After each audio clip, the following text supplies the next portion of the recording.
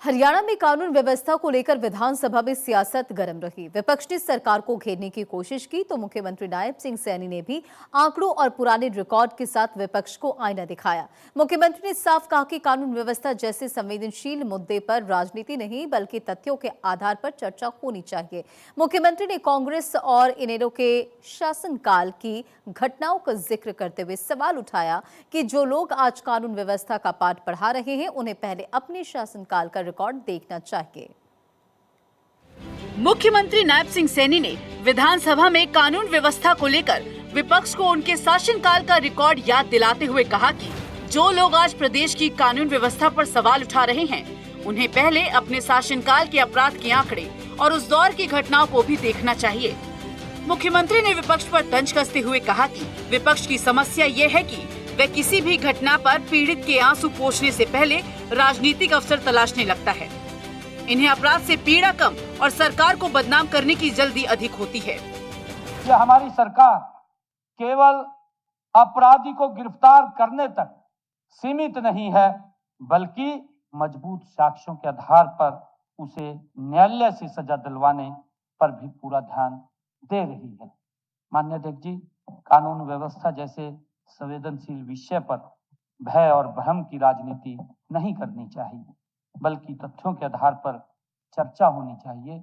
माननीय अध्यक्ष जी, अपराध का स्वरूप आज बदल रहा है क्योंकि आजकल जो सोशल मीडिया का जमाना है और सोशल मीडिया के इस जमाने के अंदर नई नई तकनीक अपराधी अपनाते हैं। मुख्यमंत्री नायब सिंह सैनी ने वर्ष 1984 के दंगों का उल्लेख करते हुए कांग्रेस पर निशाना साधते हुए कहा कि वह दौर आज भी याद आता है तो रोंगटे खड़े हो जाते हैं।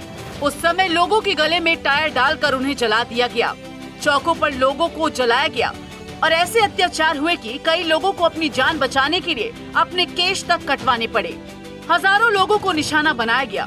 सीएम सैनी ने कहा कि कांग्रेस ने 1984 के दंगों के लिए आज तक माफी नहीं मांगी और आज उस दौर से जुड़े व्यक्तित्व को रोल मॉडल बताया जा रहा है।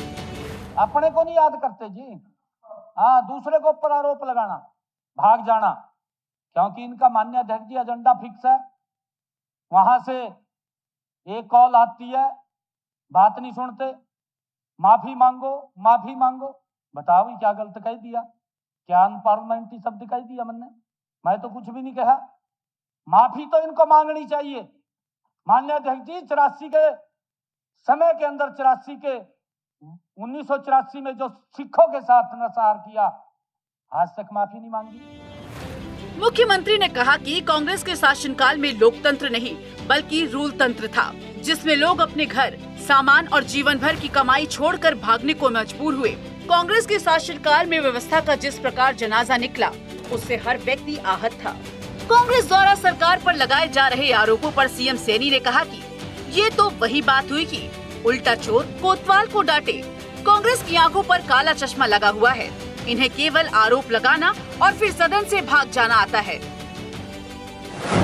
मुख्यमंत्री नायब सिंह सैनी ने जेबीटी शिक्षक भर्ती घोटाले का उल्लेख करते हुए कहा कि लगभग 3206 जेबीटी शिक्षकों की भर्ती में चयन सूचियों से छेड़छाड़ की गई। योग्य उम्मीदवारों के अधिकारों पर डाका डाला गया और सरकारी नौकरियों को राजनीतिक संरक्षण का साधन बनाने का प्रयास हुआ। उन्होंने कहा कि विपक्ष कानून का पाठ पढ़ाने से पहले बताए कि हजारों बेरोजगार युवाओं के भविष्य से खिलवाड़ करना क्या अपराध नहीं था और सरकारी भर्ती को परिवारवाद तथा सत्ता के प्रभाव की भेंट चढ़ाना क्या युवाओं के साथ अन्याय नहीं था। हरियाणा के युवाओं को बिना पर्ची बिना खर्ची के नौकरियां दी हैं। पहले नौकरियां सूची राजनीतिक घरानों में माननीय अध्यक्ष जी बनती थी, आज बच्चे की मेहनत के ऊपर उसके आधार पर माननीय अध्यक्ष जी सूची बनती है। मुख्यमंत्री नायब सिंह सैनी ने कहा कि इनेलो अपने शासनकाल को भूल गई है, जब एफआईआर तक दर्ज नहीं होती थी और लोगों में भय का माहौल था। उन्होंने कहा कि वर्ष 2004 से संबंधित जो आंकड़े उन्होंने सदन में पेश किए हैं, उन्हें इनेलो के नेताओं ने शायद ठीक से नहीं पढ़ा। उनके शासनकाल में अपराध का ग्राफ बढ़ा था, जबकि हमारी सरकार के कार्यकाल में इसमें काफी कमी आई है। माननीय अध्यक्ष जी, हमारी नई पीढ़ी आती है, नई पीढ़ी को नहीं पता लगता इनके कारनामे क्या थे? जब तक बताएंगे नहीं, जब तक चर्चा नहीं करेंगे, तो कैसे पता चलेगा कि इनका शासनकाल कैसा था?